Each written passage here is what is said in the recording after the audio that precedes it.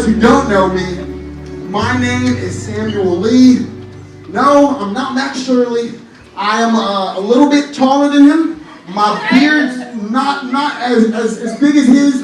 I'm a little bit darker than him, but I'm not Max Shirley. But he is a mentor of mine. I've heard his heart. He has such a great heart for the kingdom of God. I thank him for being such a great mentor and a pastor to me. As for myself, I attend Dallas Baptist University, where I study Christian studies and psychology because I love Jesus, and I love the brain, and I love him in two separate ways. I love Jesus so much more.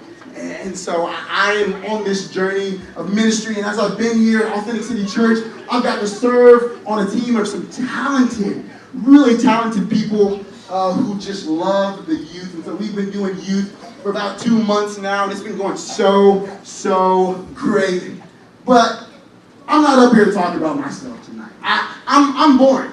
Jesus is fun. I'm a little boring, but I want to have a little bit of fun tonight, if that's cool with you guys. If you lean over to your neighbor and say, I want to have some fun. All right, so now lean over, like I say all the time, lean over to your second option and say, I want to have some fun. There we go.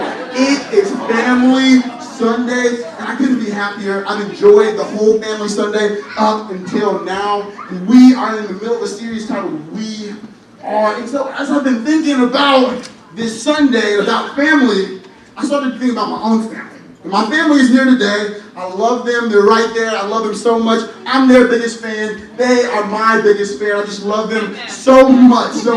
But I started to think about how I could describe my family.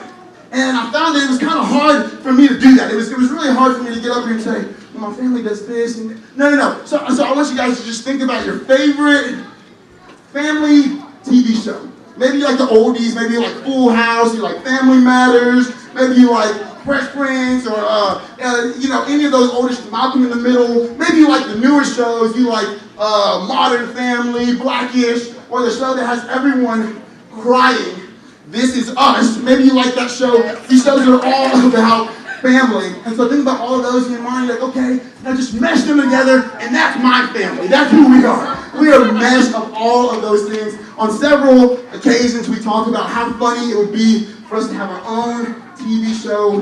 We'd probably be on the 10th season by now, and you guys will be binge watching us on Netflix. But we are an awesome family. I love my family so much. But you know what I love most about my family? I love that my family always put Jesus at the center. Jesus was always the center of my family, no matter what we were doing.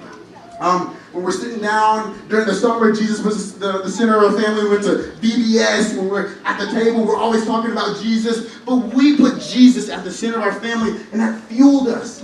It truly did fuel us. And so that's kind of what I want to talk about tonight. I want to talk about being bold. And so the title of my message tonight, if you're taking notes, pull out your pen, pull out your iPad, pull out whatever you got, and at the title, you put bolded. Bolded. And so I came up with this title as I was writing out my message. I was writing it out, and I noticed that I put some things that were in bolded, right? And so when something's bolded, it draws your attention to it.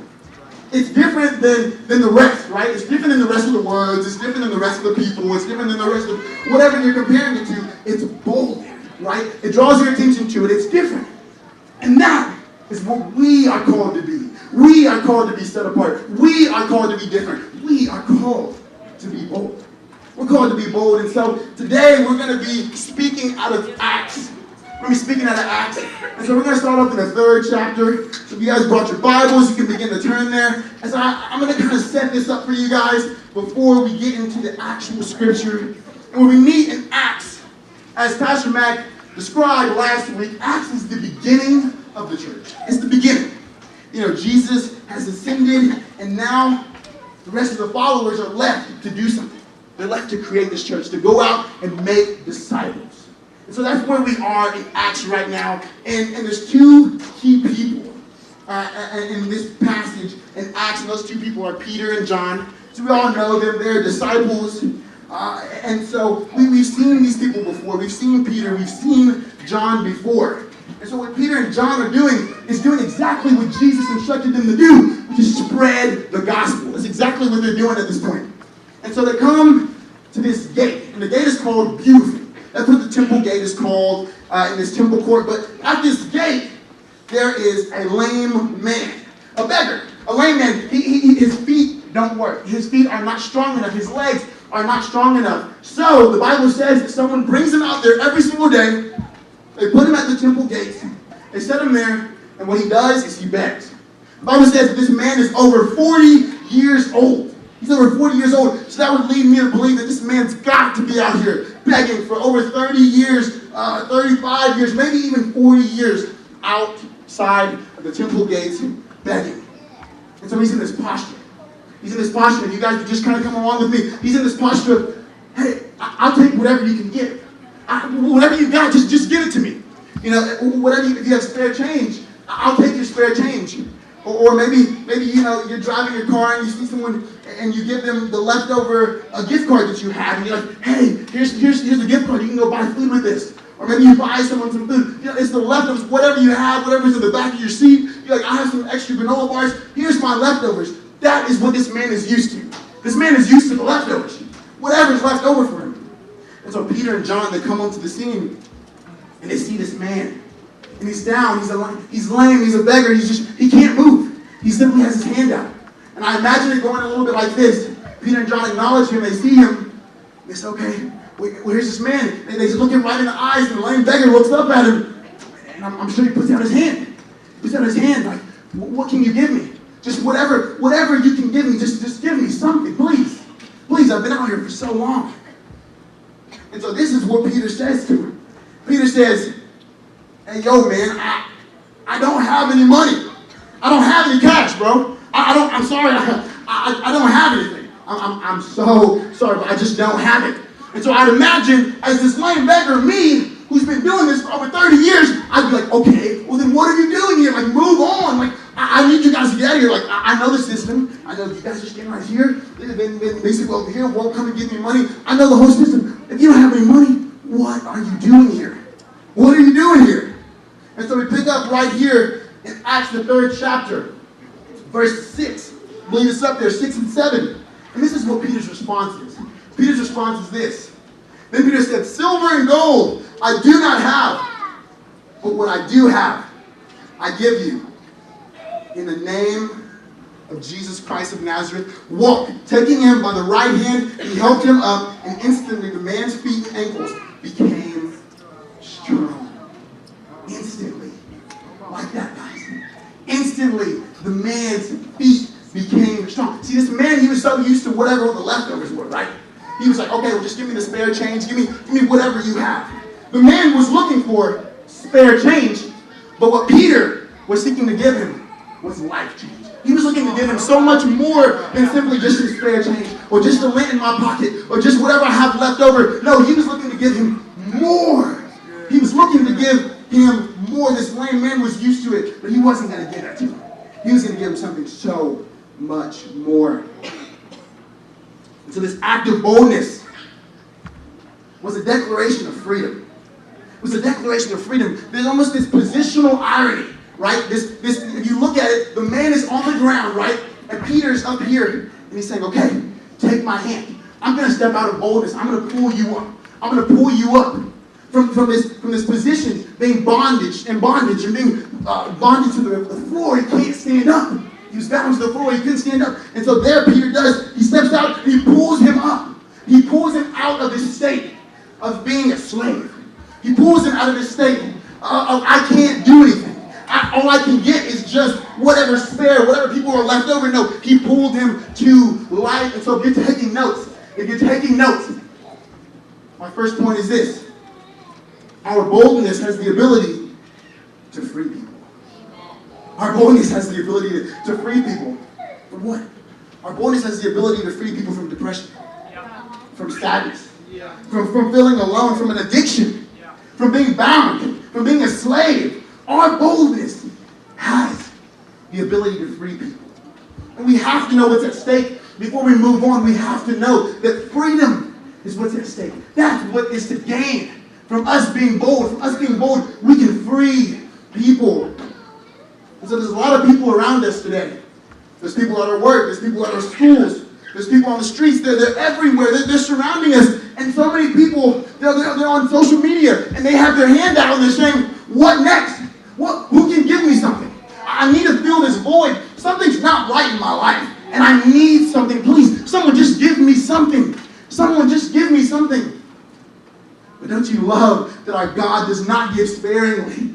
See, these men, they were used to receiving these leftover blessings, whatever I have, but God wanted to give them the full blessing. God wants to give them the full blessing. And that's what we're here for. That's what we're here for. Our boldness has the ability to free people. Or maybe you're here today and you're saying, well, hey, Sam, I'm in that position. I have my hand out. I don't quite know what's next for me. I don't know what to do. I have my hand. I just want someone to give me something, right? I just want someone to just give me something. Well, let me take this moment right now and say, welcome to Authentic City Church. We want to help you fill that void. We want to show you Christ. We want to help you out. We want to be bold. And we want to pray boldly for you. That's what we want to do here. So if you're struggling and you're saying, I need something, you've come to the right place. You've come to the right place tonight. Our boldness has the ability to free people. Has the ability to do that. And so we move on with the story. Obviously, Peter and John, they gain some recognition. People come to see him. The Jews, they come and they're trying to hear what Peter and John have to say, because the man who is lame is now running around the temple courts. And he's worshiping.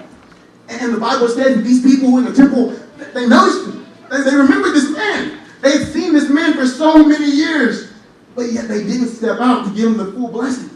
They didn't step out to do that. And so if we're not careful, Authentic City, what we'll do is we'll neglect the person with their hand out, or what's worse, we'll give them exactly what they're looking for. We'll give them exactly what they're looking for, the spare change or whatever we have left over. We cannot do that, and that's not what Peter and John did. They gave more. And so they set up and they began to teach. They began to teach, and so many people came to know Christ. It says thousands of people came to know Christ. They were preaching, they were teaching these people. And so then enters the Sanhedrin, these religious leaders. And every time I read about the Sanhedrin, I read about these religious leaders, I kind of think about this like really dark music, and it's like chords, and they're like walking in, they have robes on, and they're just like, oh yeah, I'm the religious leaders. Like that's exactly what I view in my head. And that's exactly what they are. When I was reading about this, I started to think, man, these religious leaders are some haters. They're some haters, right? And we all know people, we all know some haters in our life. We're praying for them, right? We don't put our hands up right now and say, hey, Jesus, pray for them. Yeah, so yeah, we know some haters in our life, right? People who, you walk on the scene, you got a new shirt on, you're like, oh, that's cool. Where'd you get it from? Oh, yeah, I like that store. Or like you post something on Instagram, and you're like, I'm not going to like that because you already have too many likes or something like that. Like there's these haters, right? Everything that you get, they're like, they tear it down, tear it down. Yeah, that's what I see in these religious leaders. And they were never quite in the same place as Jesus, right? They were never on the same page as Jesus. At one point, these religious leaders, they wanted to stone an adulterous woman. But what Jesus wanted to do was give her life and forgiveness. At one point, these religious leaders wanted to trap up Jesus and say, hey, you can't heal on the Sabbath. Oh, but that wasn't going to stop Jesus. Jesus was going to heal no matter what. At one point, these religious leaders wanted to disprove that Jesus was the Messiah, and they killed him, but we all know the story. He rose 3 days later. They were never on the same page as Jesus. They were never on the same page as Jesus. And so here they are once again. They're not on the same page as these apostles. They're not on the same page as Peter and John. And so they put them in prison. And the next day they wake up and they put them on trial. And they ask them, what are you doing?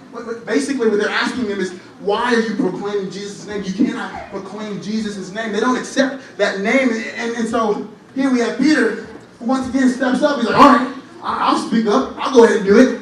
Peter steps up. And he says, well, I'm just doing the right thing, right? I'm just doing the right thing. I'm just healing these men. There's no crime here. He says, well, if you want to know, I'm doing this in Jesus' name. I'm doing this in Jesus' name. And so this is what Peter responds to these religious leaders in chapter 4, verse 11. Yes, chapter 4, verse 11, he says this right here. Jesus is the stone you builders rejected, which has become the cornerstone. This is in reference back to Psalms 118. And here we have this idea of this cornerstone. We're talking about builders, right?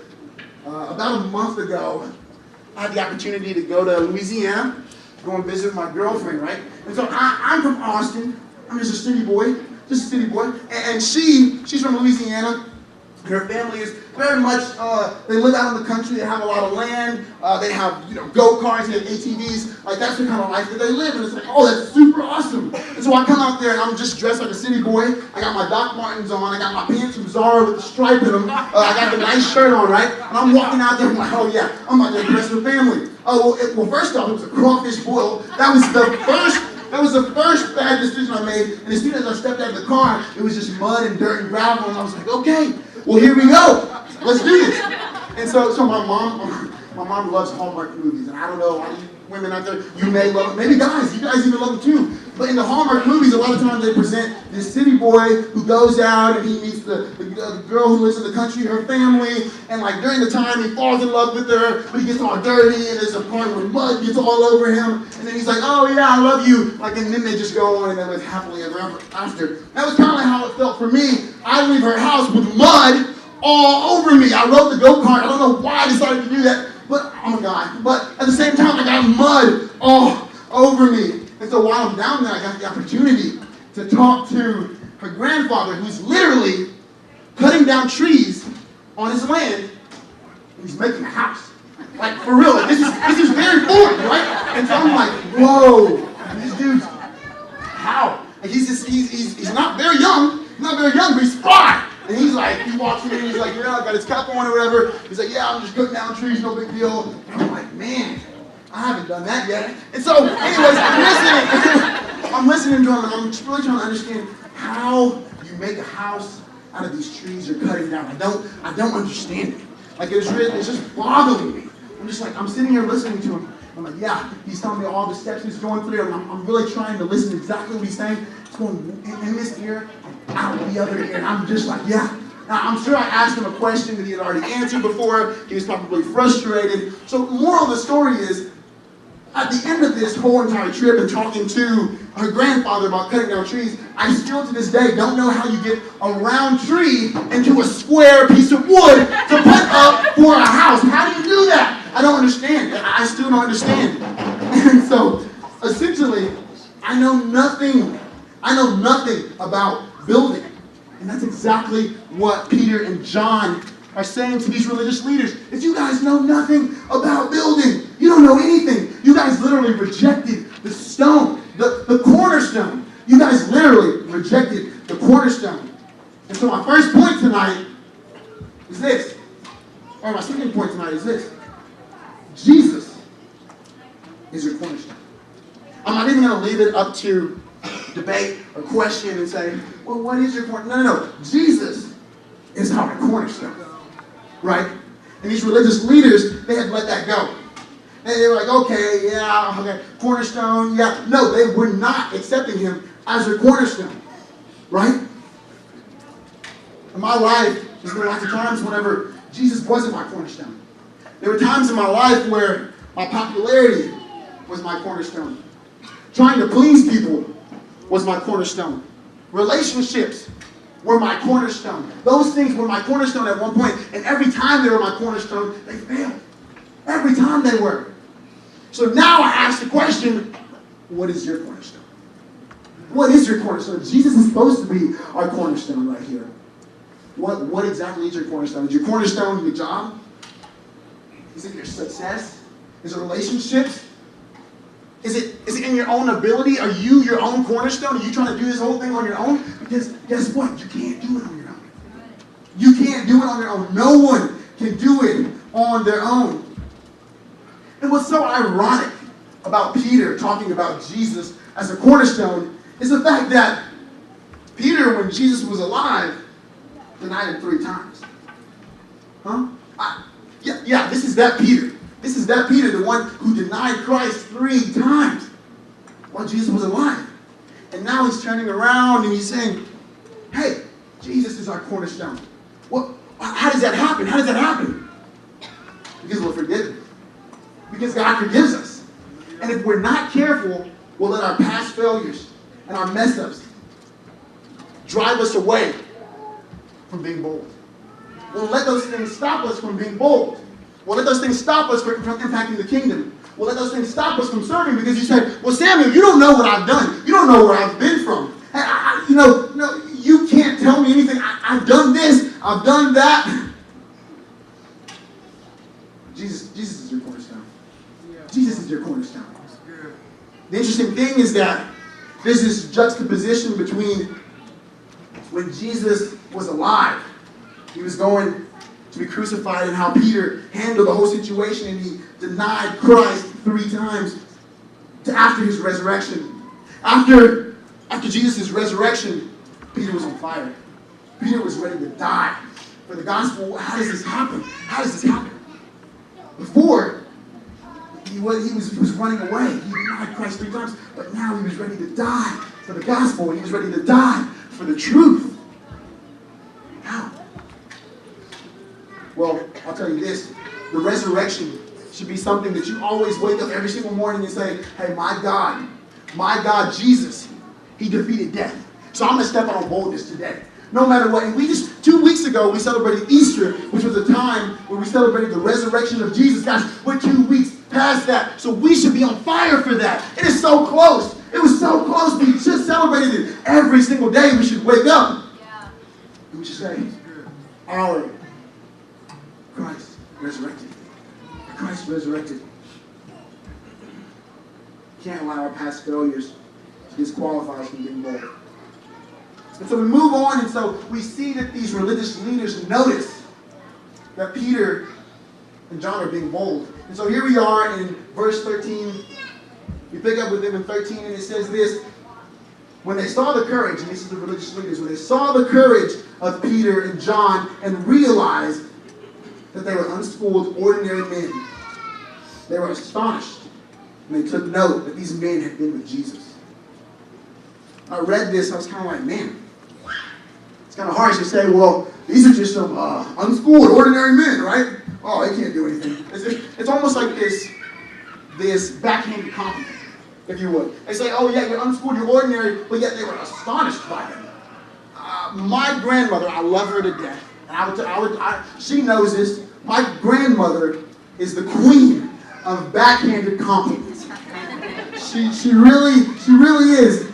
I remember whenever my roommate met my grandmother, and my roommate that day, prior to coming back to Austin with me to hang out, he had chipped his tooth. And so I knew that was just ammo for my grandmother. I knew that I was like, man, I was like stressing. I was like, man, whenever they meet, this could be bad. And so I get there and they meet, and I'm kind of hesitant. I'm like, yeah, Grandma, this is my roommate right here. And so he had his chipped tooth. And I knew something was weird when she started being nice. She was like, oh, yeah, you guys are so handsome and all this stuff like that. And I'm like, I don't know. This is risky. I don't know about this. And so then she hits him with, oh, yeah, you guys are so handsome. And then she looks him in the eyes and says, toothless? I said, oh, no, Grandma, you almost made it. You almost made it. I thought we were good. There's been countless times where she said stuff like that. I know every time I see her, she says, oh, I love your nappy dreads. And I'm like, oh, thank you. That's nice.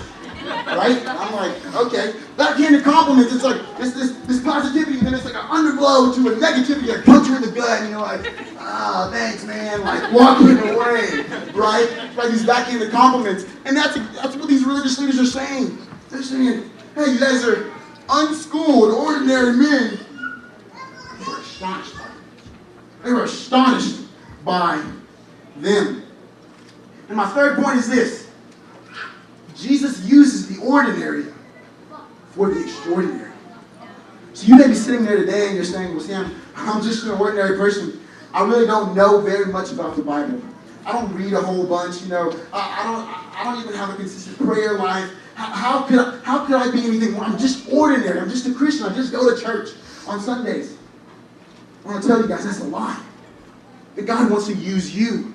He wants to use everyone in this room. He wants to use Authentic City Church for the extraordinary. We are not an ordinary church. You are not ordinary. We are extraordinary because we are doing this extraordinary purpose. We're fulfilling it right now.